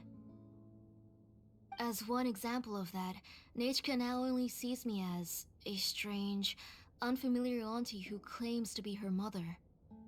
She's a good kid, and doesn't want to upset this lady who's been taking care of her so much, so she still calls me Mom. But I've always had a feeling that she's constantly wondering about things like, where is her real mother? Why is she stuck here in this house? Was she abandoned? Nachka really has no idea that her real mother is right in front of her, and has never left. So you plan on recreating Nachka's woven scroll all by yourself? What do you mean? Oh shit, is she for real? Or should I say, you've already started reweaving that scroll long ago. Oh! The Blasium inscription! Oh no. The delivery guys. I saw it hanging from his waist, so I asked to borrow it from him. Don't worry, I'll return the inscription to him once we've figured everything out. These things aren't cheap, after all. When did you know? Yeah, I noticed it back when Blaze Gem inscriptions suddenly became popular among the tribe.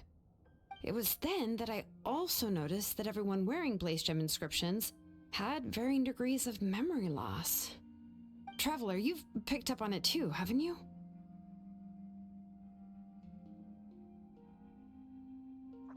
Well, everyone's memory loss has something to do with Nechtka. Accessories made using ancient names forging techniques.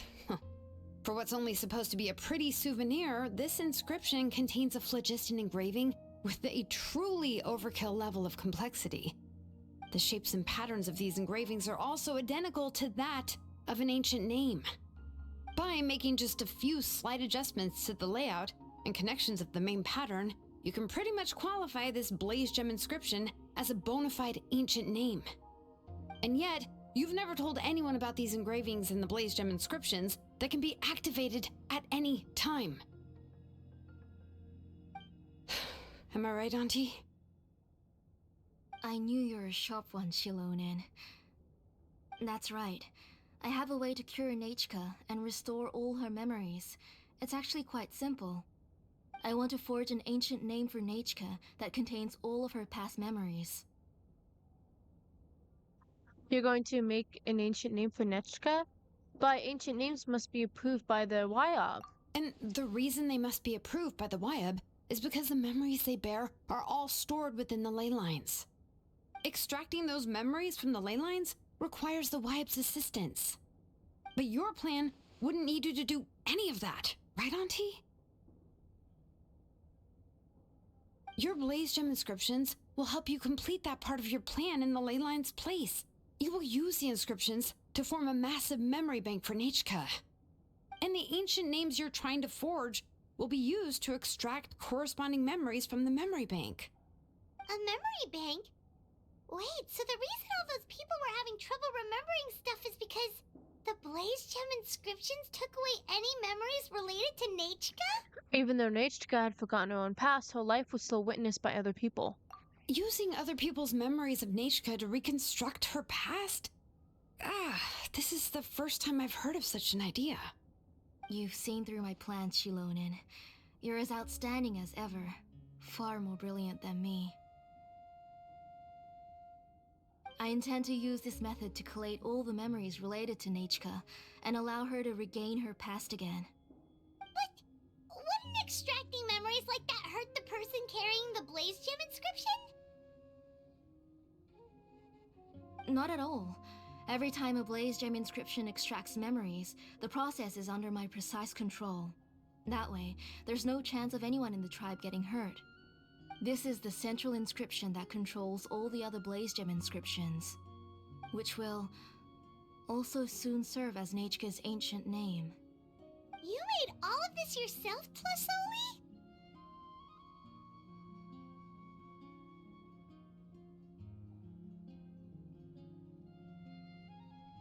Yes, it was lots and lots of work.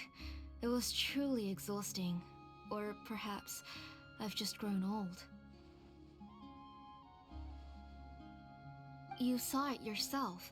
I nearly fainted just from being in the sun.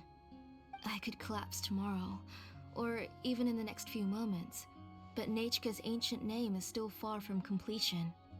I've solved the issue of storing memories, but I still don't know how to connect Nechka up to this central inscription. I've thought you just modify your own ancient name. I considered it, but this matter doesn't have anything to do with my ancient name. It's of no help to me, and I don't need its help now. You know the price to pay for making something like this. Yes, I do. But as long as I can get my Nechka back, I'm willing to do whatever it takes. Otherwise, Nechka won't have any chance of reclaiming her past once I'm dead and gone. She won't remember me, and she won't even remember why her name is Nechka.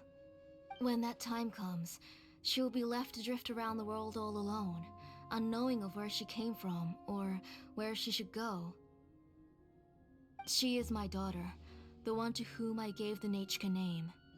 Whether it be as her mother or as a name engraver, I can't simply stand by and let her name disappear. Shilonen?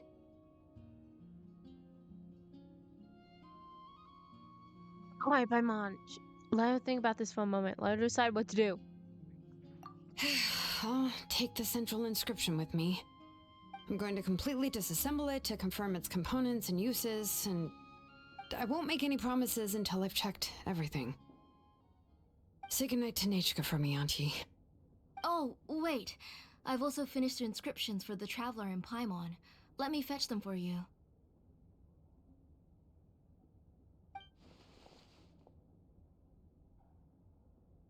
I'm sorry it took me so long to finish them. Hold on, Auntie.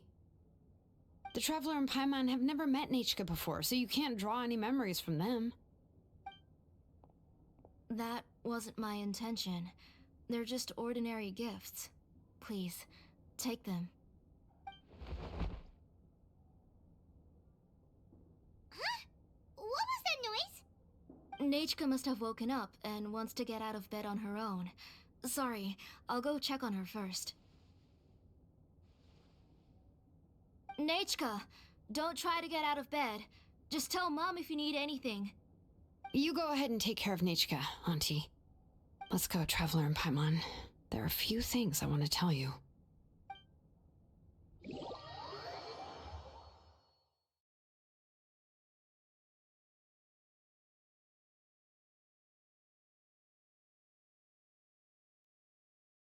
Let's head back to the tribe first. There are some things I need to get from my workshop. Disassembling the central inscription? It's not going to be easy.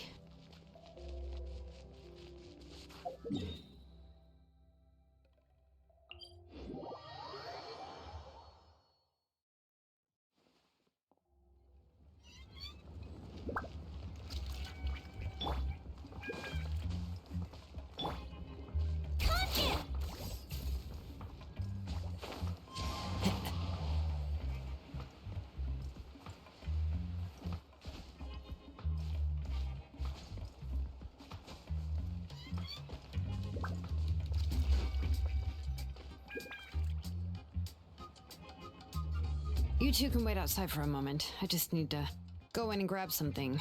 The workshop is a little messy, so unfortunately, I won't be able to show you around. But I want to have a look. A mess is what I like bet. Whoa. I'm just going to say I want to have a look because the other one's a little bit suspicious. Oh, yeah, that's not really what I mean. It's not the mess that's really the problem. It's just that the workshop is cluttered with way too much stuff. Books, files, and even ancient texts I got from the Masters of the Nightwind. Everything's piled up to the ceiling. You probably won't know where to step once you're inside.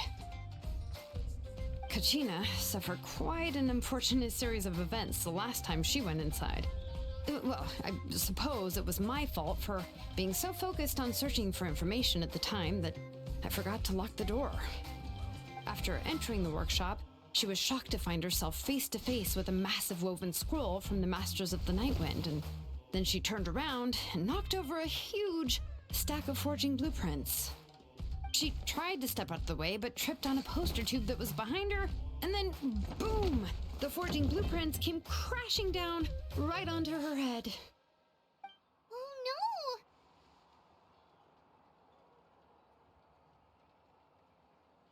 She's lucky I noticed in time. I found Kachina in a daze and managed to save her before an entire set of the history of the Children of Echoes was about to bury her. I then dragged her up to the second floor. Ever since then, Kachina always waits outside the door and doesn't dare take a step in whenever she comes to see me.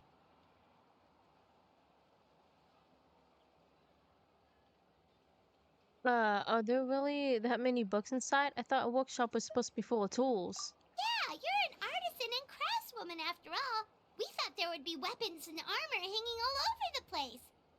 But it seems more like a library than a workshop. Well, my primary work is forging ancient names, which is much trickier than making swords and tools. Aside from the necessary craftsmanship, I also need to consult many ancient texts.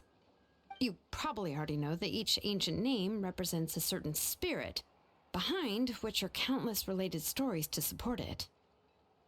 In other words, the essence of an ancient name is the physical manifestation of a certain spiritual will. And as a name engraver, when I'm working on a new ancient name, I'm not only trying to give it a physical shape, but more importantly, I'm also trying to understand the spirit contained within the name.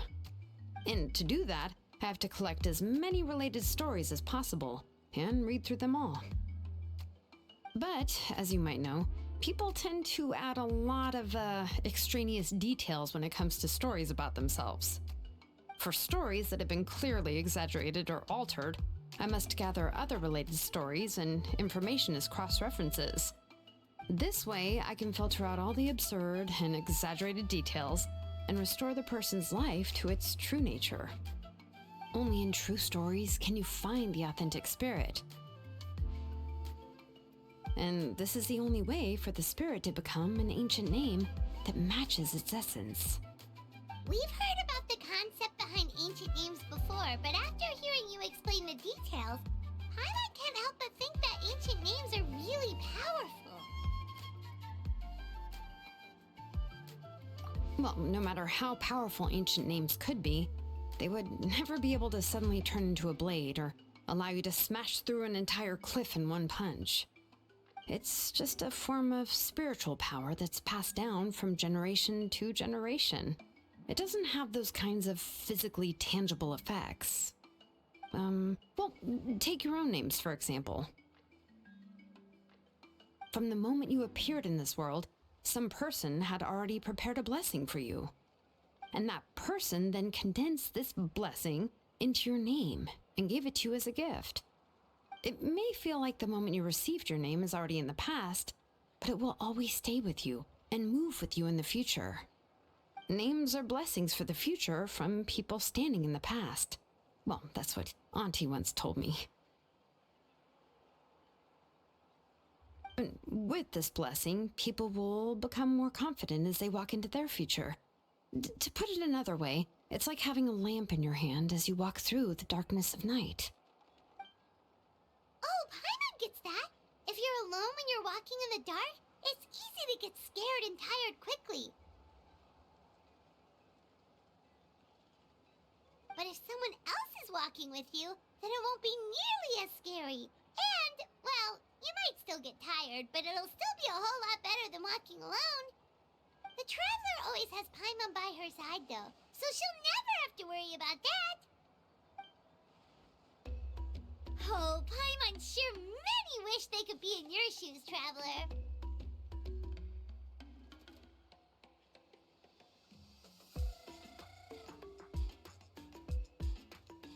Please, you're always the one who gets tired when we're on the road. Oh, that's not what I wanted. Paimon's always flying. Of course it gets tiring. But we're getting off topic. We can talk about that later.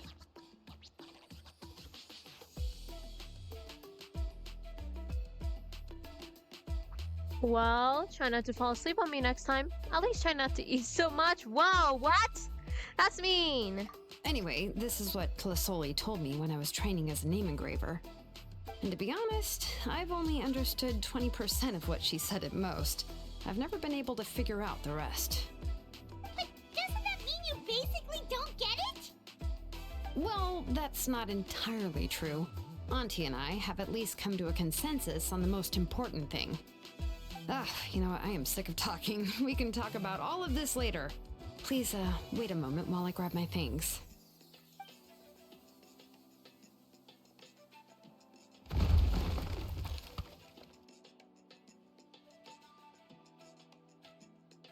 Shilin opens the door and walks into a workshop. Some unsettling crashes sounds comes from the workshop, followed by some agonizing creaks and squeaks.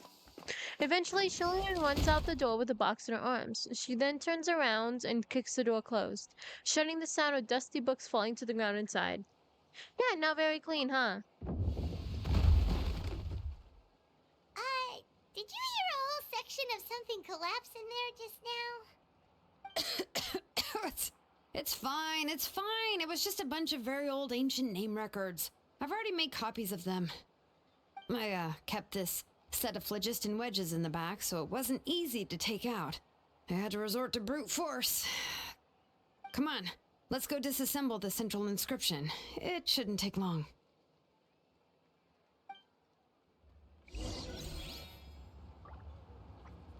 Okay, let's get this started. Oh wait, dismantle blah blah blah. Oh, okay.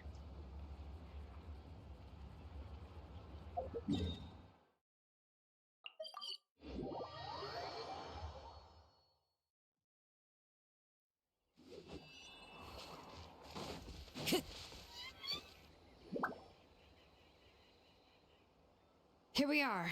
This is the place. This cliff is pretty high. What are we going to do here? Are we going to climb to the very top and then throw this inscription down the cliff? We're disassembling it, not destroying it, Paimon. I'm sure Sherilyn knows what she's doing. I'm going to use phlogiston to make an engraving circle on the cliff wall. That will allow me to investigate the internals of the central inscription. Now let me see if this thing can even turn on. I was still an apprentice last time I used it.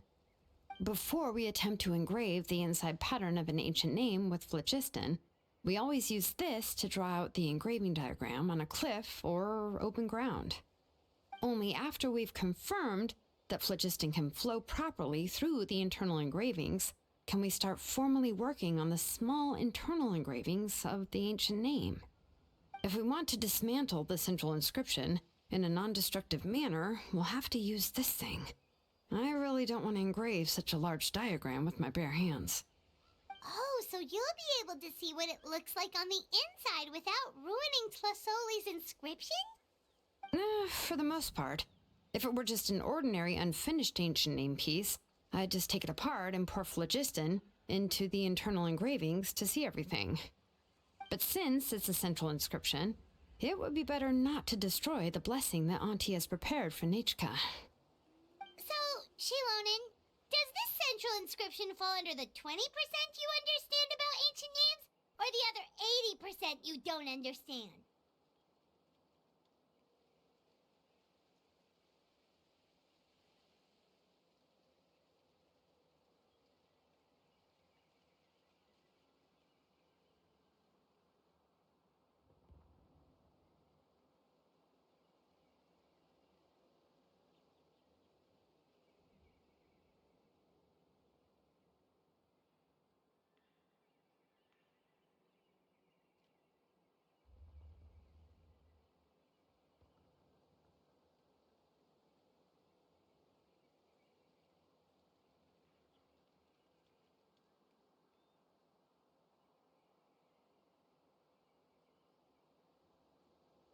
Oh, don't worry. As I said, Auntie and I share an understanding of the most important principle, which is names are intrinsically valuable. Only by having names can things be sorted and categorized. They allow the world to become more orderly and identifiable. For example, when I order ore, I would usually say I need volcanic crystals of about 35% purity and no more than 3% of impurities. Without specific names, I would only be able to go to the ore merchant and say, I want this and this. No, this isn't it. That one. No, not that one either. Yeah, you see what I mean? Names are a crucial part of how we standardize our workflow. Without names, the work would be impossible.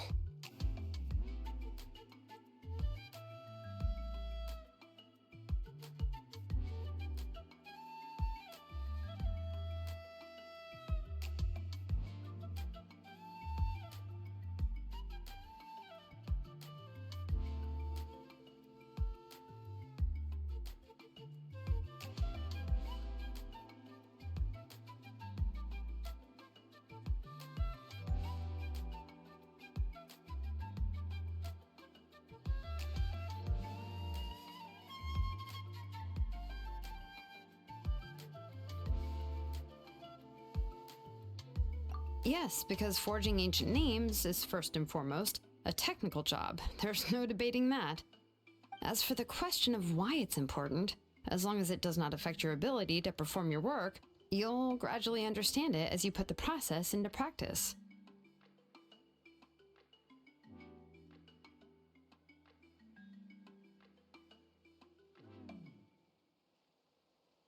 After all, creating an ancient name is quite the complicated process. Well, let me break it down even further. We're not in the tribe right now anyway. Essentially, by forging ancient names, I'm assigning nicknames to the heroes in Natlan's history. Giving someone a name is a subjective expression. You just need to express your hopes and wishes for them. But giving someone a nickname is a much more objective expression. to come up with a fitting and accurate nickname requires much thought and observation. If ancient names or nicknames aren't descriptive enough, no one will remember them anyway. So the best I can do is gather all the information I could and try to come up with the most fitting nicknames possible. Even a minor mistake in the process could cause people to misunderstand the nickname. For a name engraver such as myself, such mistakes would be considered a major blunder.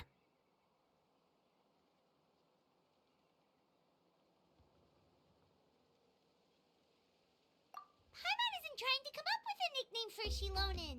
Besides, all of Paimon's nicknames have been very descriptive. Everyone can remember them. Phew. Now I'm curious.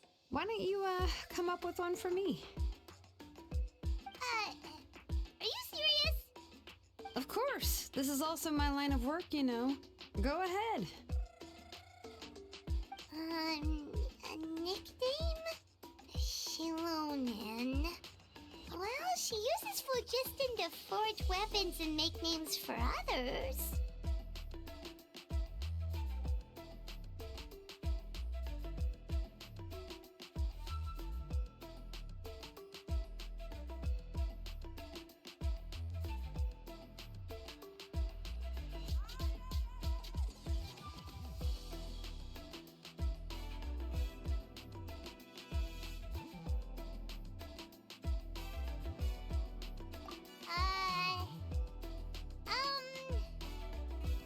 Smith?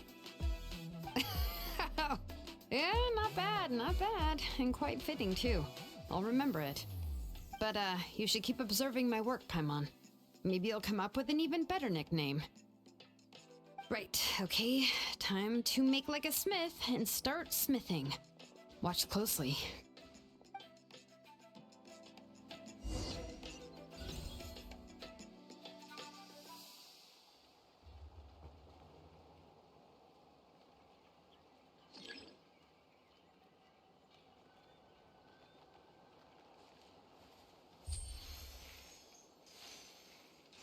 Sorry, chat. I got in the middle of something.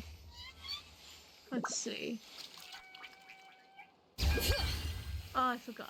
That's how you do it. Adjust the inclination by 2 degrees. Stop. The error margin is within an acceptable amount, but I'll extend the inscription link a little more just to be safe. I'll leave some space here. When the linked engravings are activated, the inscriptions here will overlap with each other. Okay, there we go. That should complete the flow. Hello. Huh.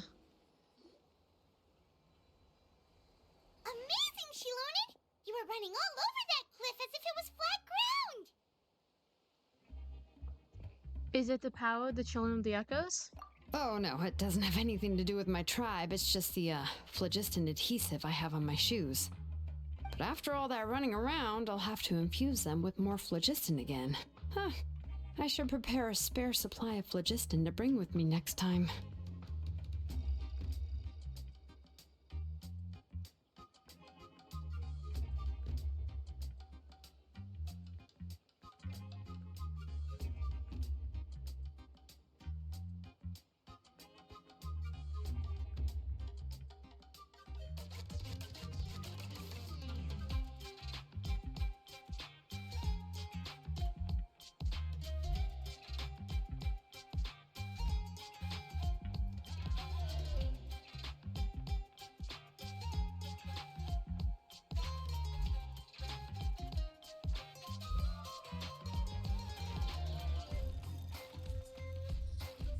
More or less, yeah. I usually have at least the key equipment on hand. I can show them to you when we next find the time, but let's get to work first. Let me see. Start with Anchor 1 and activate it with Density 3 phlogiston.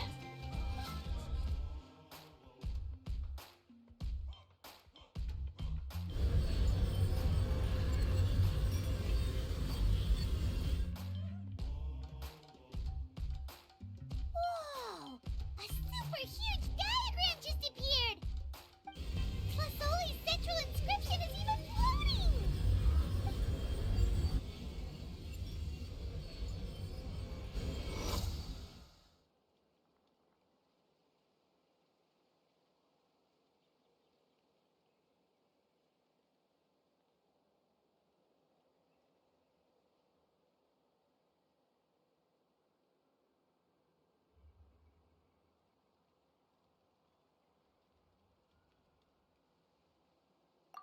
So are you done checking the inscription she loaned? How does it look? I didn't find any anomalies in the Flichist engraving. All the adjustments are indeed based on ancient name engraving techniques.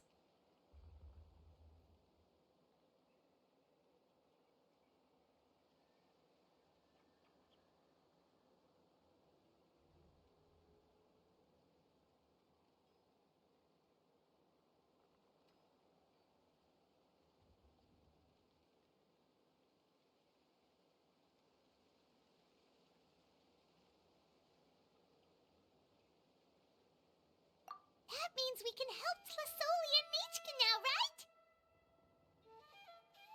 right? Well, probably, but I have good news and bad news. Oh, but I'm also just going to go ahead and share both, so it's not like you'll have a choice in the matter. Paimon will cover her ears after the good news. Well, even if you cover your ears, the issue will still continue to exist. But, before we get to that, I want to ask the Traveler a question. What are your thoughts on absorbing memories? I mean, it's necessary to save Nechka. It somehow just doesn't feel right, though. I mean, I'm just gonna say it's necessary. Yeah, well, sounds like something you'd say. But if you ask me, there's a problem with what Auntie said. It's hard to control the absorption of memories. Technically speaking, this type of inscription has the power to do far more than absorb memories related to a single person. By herself, Auntie can't handle that level and scope of work, but if she has accomplices, it is completely possible for her to use this inscription to accomplish far bigger things. Accomplices? You make it sound like she's committing a crime! Well, here's the good news. Yes, this Blaze Gem inscription would be the perfect tool to commit crimes, but we haven't found any accomplices or signs that she intends to put it to such uses. From a purely objective standpoint, we can consider that possibility as yet to be confirmed for now. The bad news is, there's still an underlying problem with this Blaze Gem inscription that cannot be ignored. I believe I've mentioned this before. Ancient names operate with the help of the Wyab, granting them the power to read information kept in the ley lines. In this process, the Wyab actually function like relays, helping the ancient name bearer sense the information from within the ley lines. If you remove the Wyab from the process and don't use any tools, then finding a specific story is akin to trying to scoop up a specific grain of sand from a rushing river.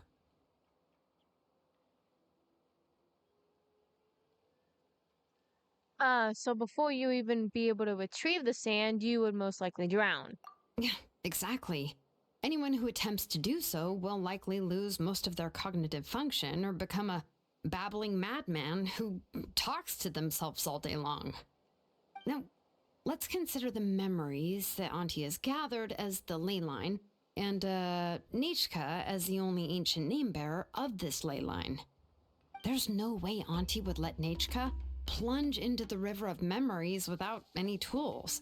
She'd only be overwhelmed by the surge of memories. And considering that Nichka has forgotten all of her past, she'll be unable to work on her own to accurately find the correct past. Only Aunt Tlasoli can help her filter the correct memories of her past. So, if my hypothesis is correct, Auntie is actually planning on turning herself into Nichka's Wyab to help her extract the corresponding memories in the different situations she may face. In an ideal world, this would be perfectly fine, as long as every extracted memory is correct. Nichka would essentially be getting her past back. And I also believe that there won't be any mistakes in everything that Auntie remembers about Nichka. But Auntie is not a Wyab. Her body won't be able to handle the load for long.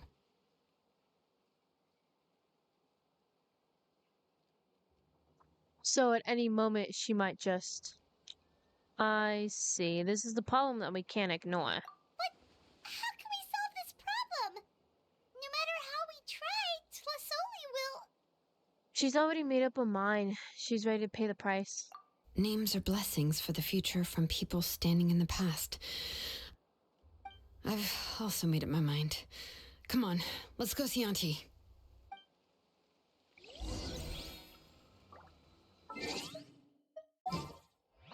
You know what? I think this is a good time to end the stream. Because I want to do like the second part of this tomorrow. And then I also want to do some Honkai Star Rail if I have like enough time. So yeah, I think I'm gonna end stream here. Even though it's like right in the middle of the story quest, I did get like the other two like oh. What the I guess I have a few things I have to do. Let's do reputational awards. Because that's something it'll want me to do. Hey you, hello sir.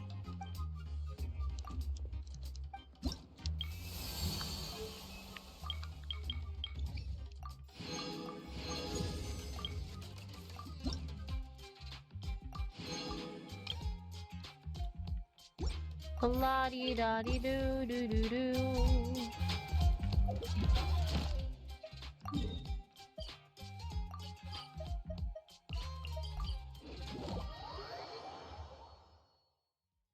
Ouch.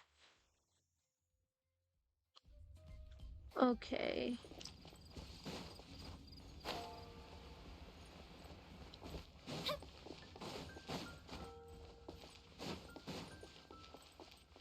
Ad Astra. Thank you for Ad Astra.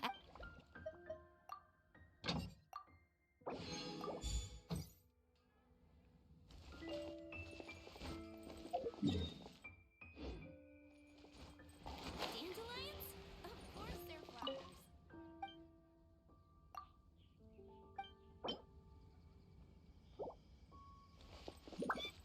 Gosh, all I can think about is Oh god, I'm so glad Diona did not finish that sentence.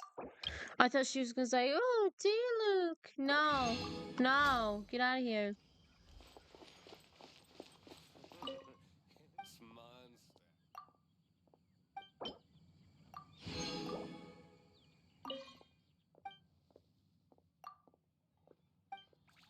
Okay.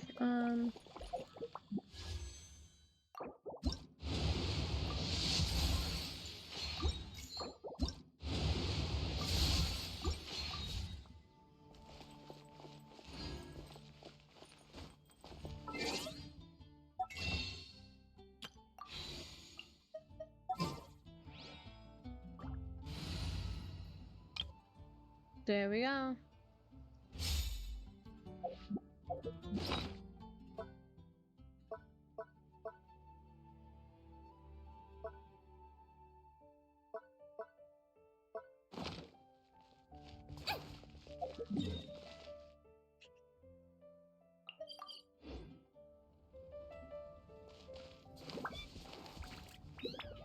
Ancient alchemy truly is fascinating.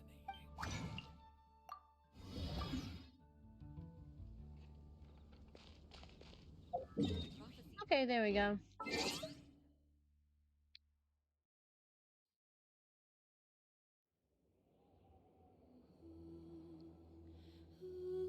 Alrighty. I know it's a little bit of a short stream, but that's okay. Is there anyone? Let me go to my channel. Oh!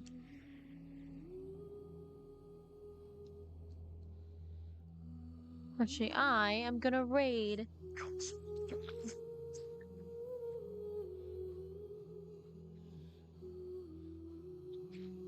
Hold on, chat. I'm gonna raid real quick. Hold on, let me set to the end stream. There we go.